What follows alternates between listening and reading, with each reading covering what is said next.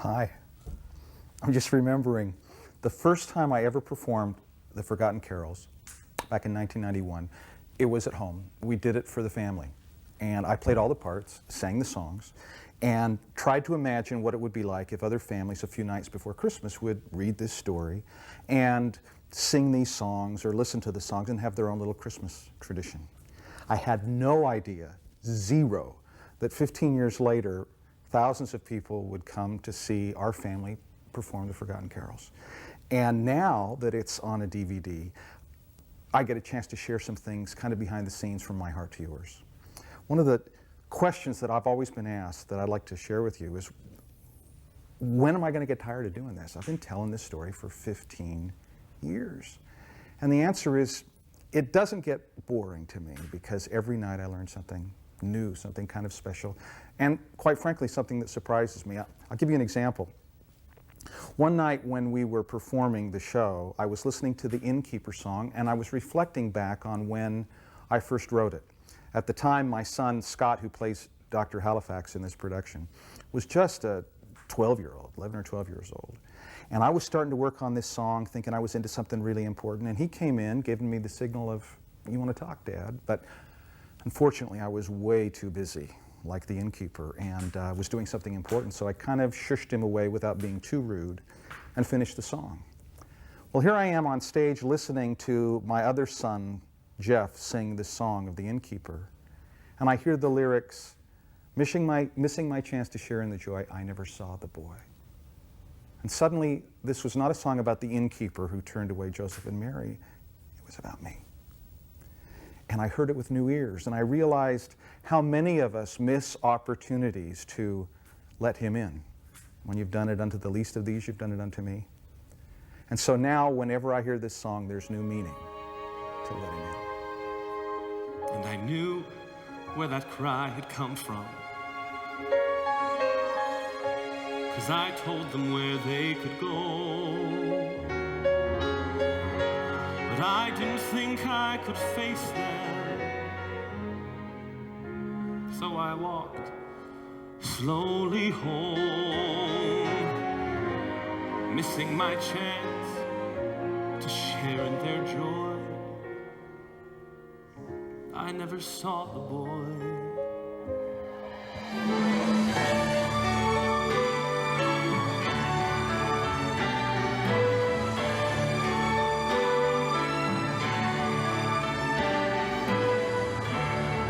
He never would condemn me, 'cause I did that all on my own. He offers his forgiveness, and ever since then I've known that he lets us choose each hour of each day if we'll let him in to stay.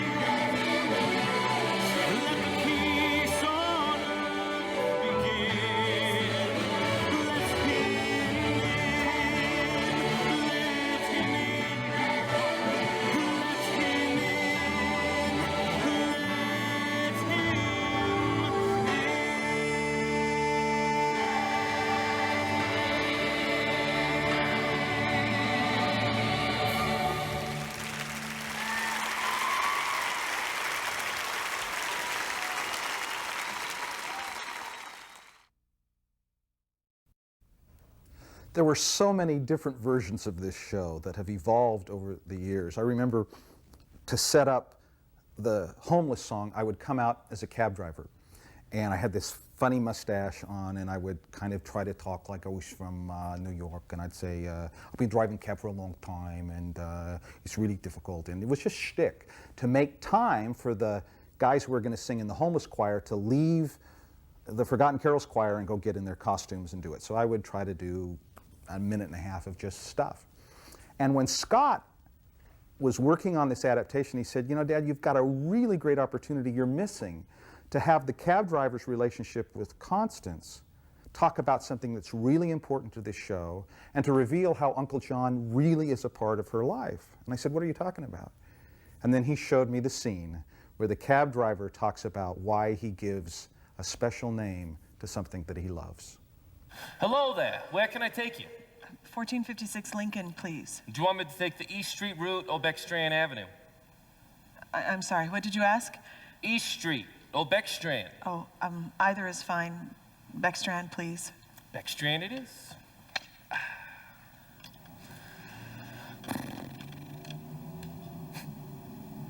Looks like you got a lot on your mind.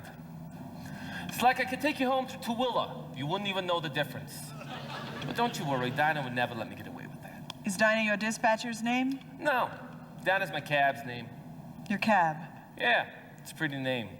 I remember the first day we met. Soon as I turned the key, she says, hello, my name is Dinah. And I says, very pleased to meet you. We have a pleasant conversation. Well, just so long as Dinah never really talks back. Only enough to keep me from going crazy. I hope you're not serious. Why is that? But it's a car. Well, that may be. But if something you care about is trying to tell you something important, you'd be crazy not to listen. Must be this part of town. What you say? Never mind. Hey, listen. Never trust no cabbie you don't talk to his cab.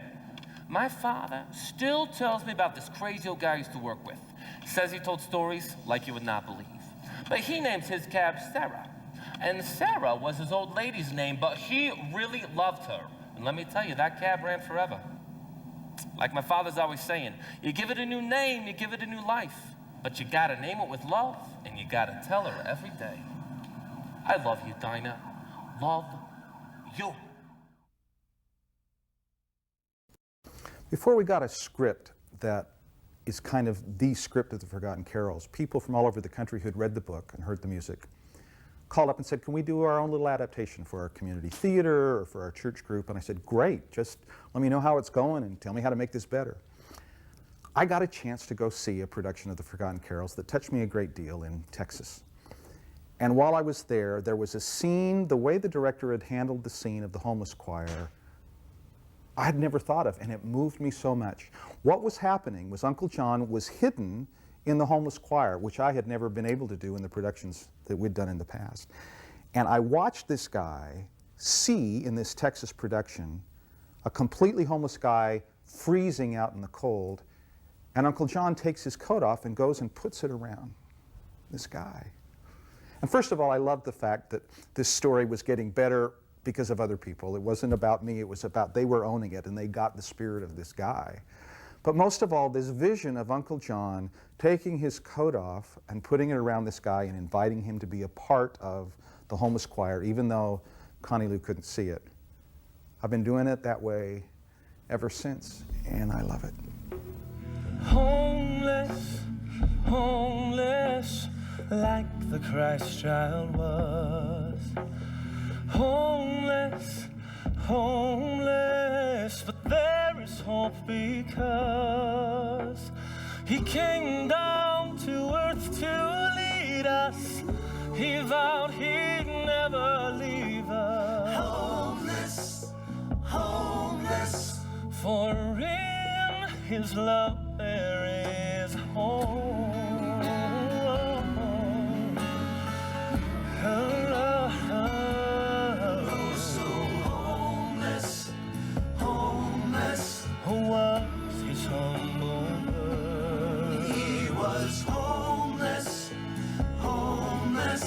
And still He changed the earth.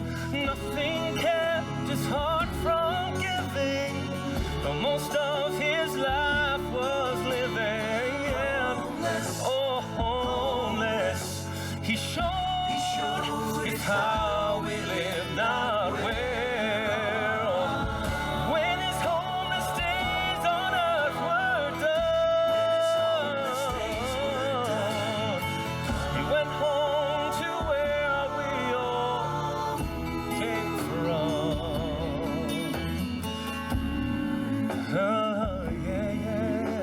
and he went to prepare a home, a mansion for us there. He gave his whole life to lead us, and I know he'll never leave us homeless, no, not homeless, for in his love there's a home.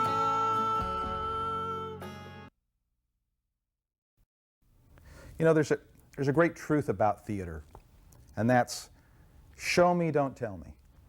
And I was not very good at taking advantage of that rule, because in the early days of the story, I told everybody everything. Told them what people were feeling, told them what was going on, described everybody, and then played the parts. My son Scott started seriously working on the adaptation that you're seeing on this video a few years ago, and he said, we need to see these characters that you've only been talking about. We need to see Connie Lou's mom. We need to find out who Connie Lou's father was. We need to meet Dr. Halifax. We need to get a sense of what she's struggling with and have it reveal itself, this story unfold itself, and let the audience make more decisions than the narrator is telling them. I was resistant in the beginning because I only knew the way that I had been doing it. And then I got a chance to watch these characters come to life for me as I played Uncle John and looked into the faces of all these other beings that I had written about. But now, in seeing the show that you're seeing tonight, I discovered who they really were and discovered afresh a deeper meaning for Christmas.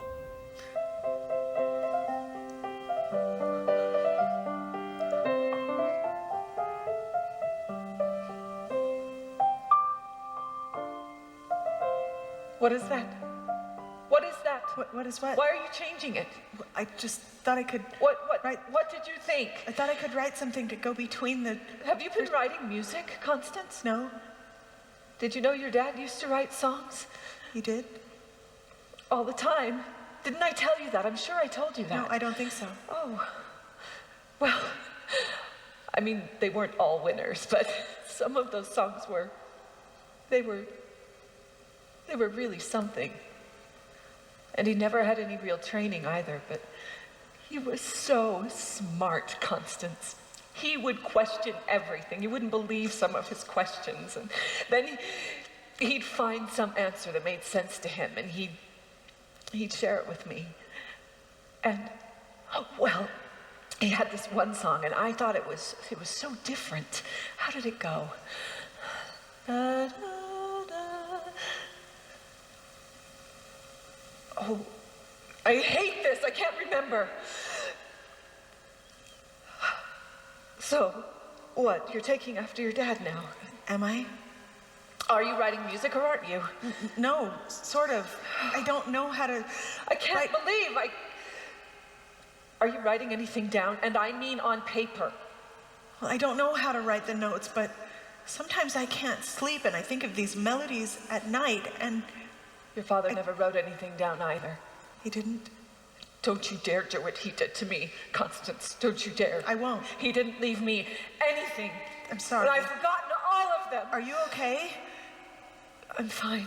So give someone the day off. Give 2 people the day off. I'll take a double shift Where? in maternity. Cheryl and Kristen are working there today.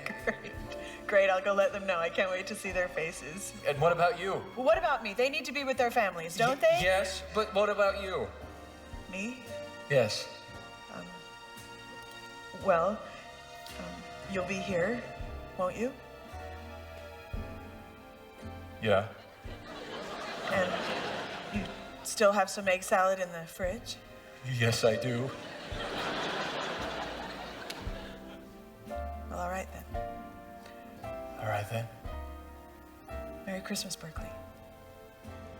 Merry Christmas. Happy New Year. I have someone who wants to see Oh. Oh, look at her. Well, hi.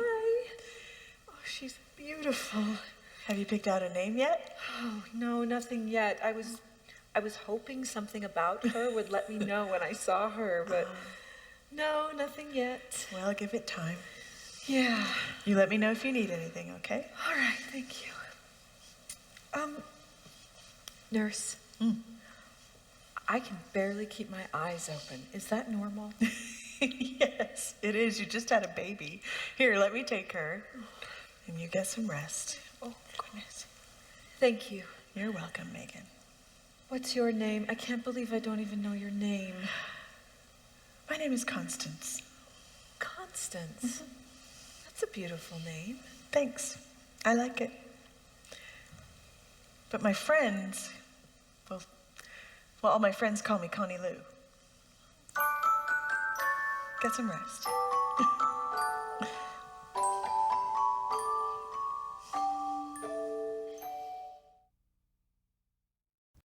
Every year for 15 years that we've been doing this show, different people have played different parts. We've had special singers sing the part of Sarah doing Mary Let Me Hold Her Baby. We've had special singers play the part of the innkeeper and Constance.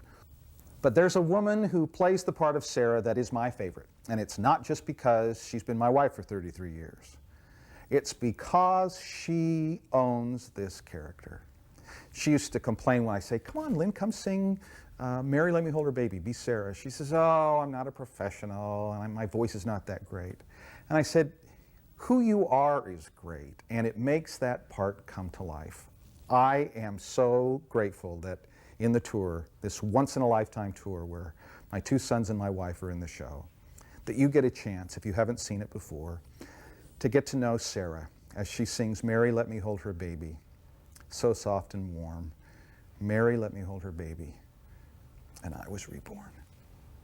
Mary, let me hold her baby, so soft and warm. Mary, let me hold her baby,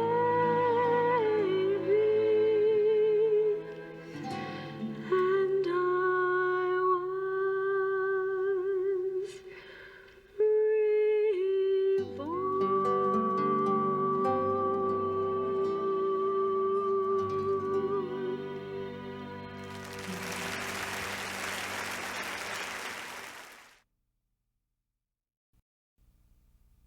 I Was Not His Father, He Was Mine is the hardest song for me to get through singing every night we do the Forgotten Carols.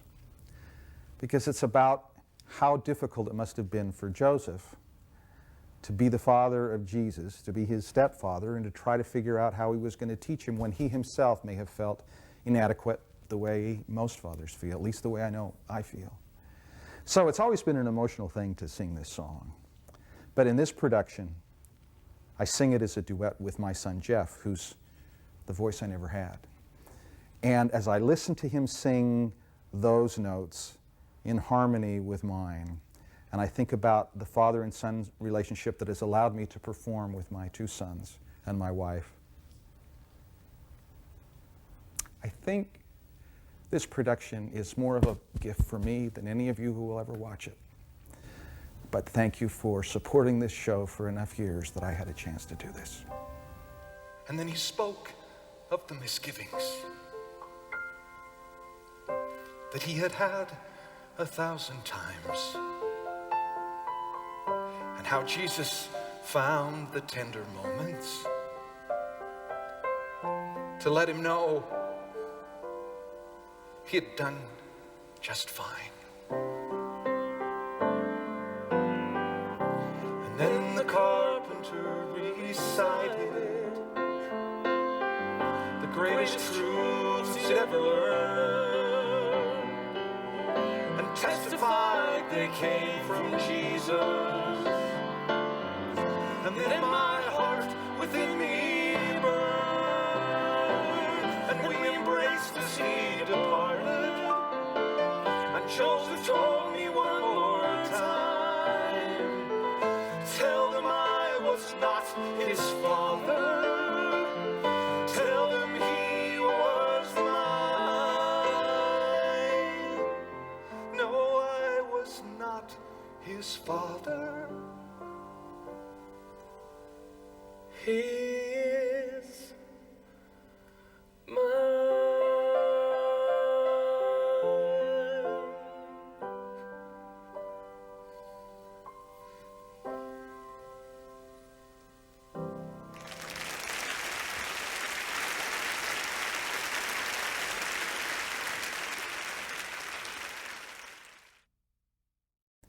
We'd just done the show in Dallas, and afterwards I was shaking hands, and a woman came up to me, and she looked kind of tentative, and she kind of held out her hand, and she said, I think I can like Christmas now, and left.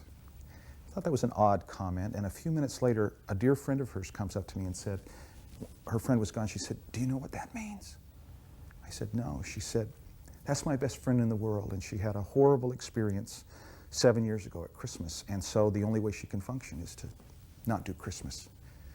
I brought her tonight hoping that she would feel it, and during everyone singing, I cannot find my way, I cannot find my way, she reached over to me and said, I'm feeling it again. I'm feeling Christmas again. Then this woman, very emotional, gives me a kiss on the cheek and says, how do I thank the guy that gave my best friend Christmas back? Wow, that's why I keep doing this. Not because I'm giving anybody Christmas back, but because he wants to give Christmas to everyone who will stop long enough and let him tell them that they're not alone and that he loves them, and most of all, to teach them how to have a Merry Christmas. Who could possibly believe any of this? If there wasn't something in our hearts that said, yes, it's true. Somewhere beneath the glitter that comes this time of winter, in many souls there is a cry. They may not clearly say it, but in their hearts they pray it. You can see it in their eyes, and they're singing, I cannot find my way, I cannot find my way, I cannot find my way.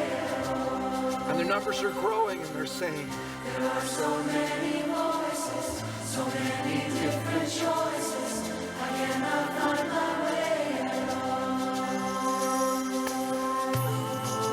There were 3 kings who followed the star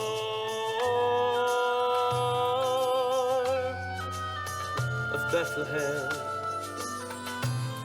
They came from afar to praise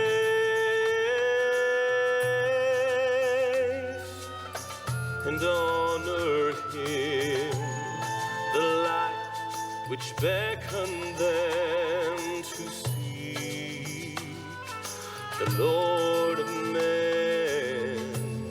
It calls to you, it calls to me.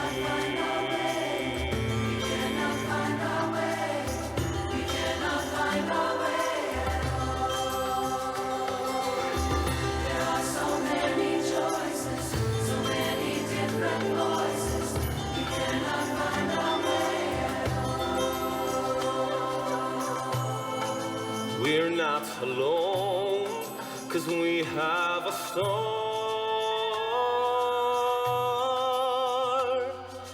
and it shines today. The love that he gave teaches how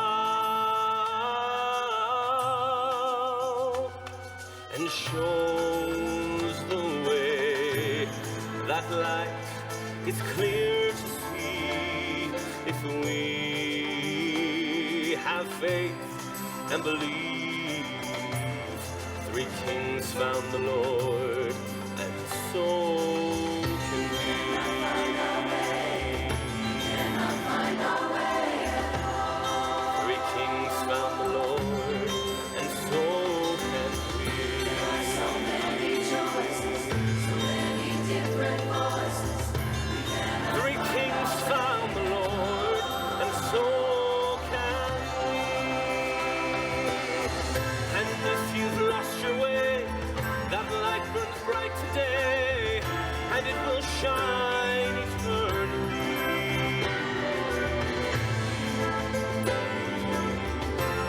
'Cause 3 kings, they found the Lord, and so can we.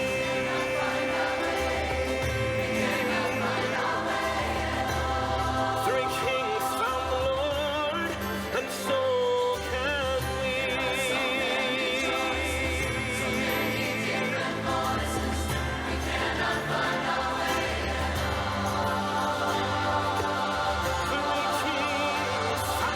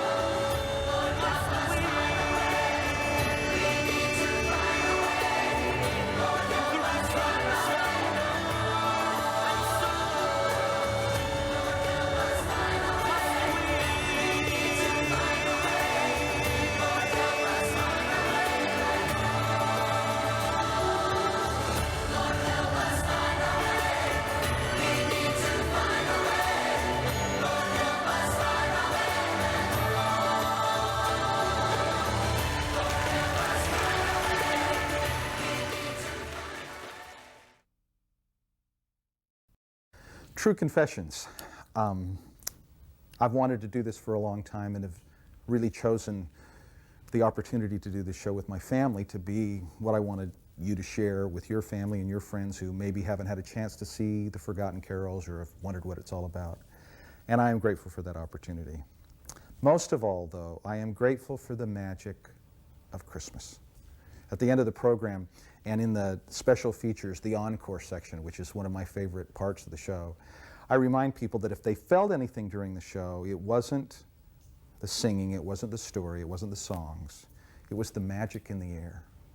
And that the one whose life and mission we worship and celebrate this time of year has promised that maybe some carols got forgotten, but he will never forget us. I hope, this is my great hope, is that as you watch this, you will know that you have not been forgotten and that you are not alone and that you and those you love the most can be together forever someday. Oh, I hope this is part of the merriest Christmas you've ever known. Merry Christmas. Well, it's hard to say goodbye and let go. And it's hard to see this evening end, 'cause this memory we just made may never happen again unless you push rewind and play it again. But it's harder for time to ever erase this together time we just shared. So when we're all apart, let's remember the spirit we felt here together. And for all this love, thank the Lord above who showed us the way that we can be together forever someday. We can be together forever someday. We can be together forever someday. This is a tradition with the carols. If you wouldn't mind joining me in singing We Can Be Together Forever Someday. Don't let the words throw you. We can be together forever someday. We can be together forever someday. We can be together forever someday. I was kind of hoping you'd sing out loud. I think you'll do better if you link up. Could you link up with the people on either, you don't have to make out, it's just linking up. And if this is an awkward invasion of your personal space, touching shoes counts. All right, very good. You're linked? Okay, with a little bit more enthusiasm, let's hear it. We can be together forever someday. We can be together forever someday. We can be together forever someday. Whoa, I believe in linking. You sounded so much better. Now, I'd like you to picture somebody who just couldn't make it tonight. I mean, you've been thinking about them and maybe, maybe they're far away. Maybe they're in Afghanistan or Iraq. Or maybe they're away at school, or they're serving their church, or maybe they're with Sarah doing something important on the other side. Pick somebody that you love who couldn't be with us tonight, and let's sing to them. Now, this is just me, but I choose to believe when we sing to people we love, wherever they are, they hear something. So, for somebody you love who couldn't be here, we believe. We can be together forever someday. We can be together forever someday. We can be together forever someday.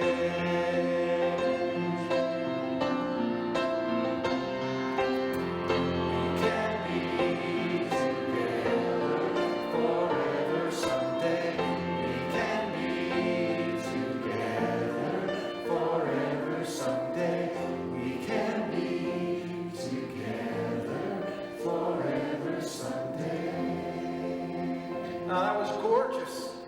That was gorgeous.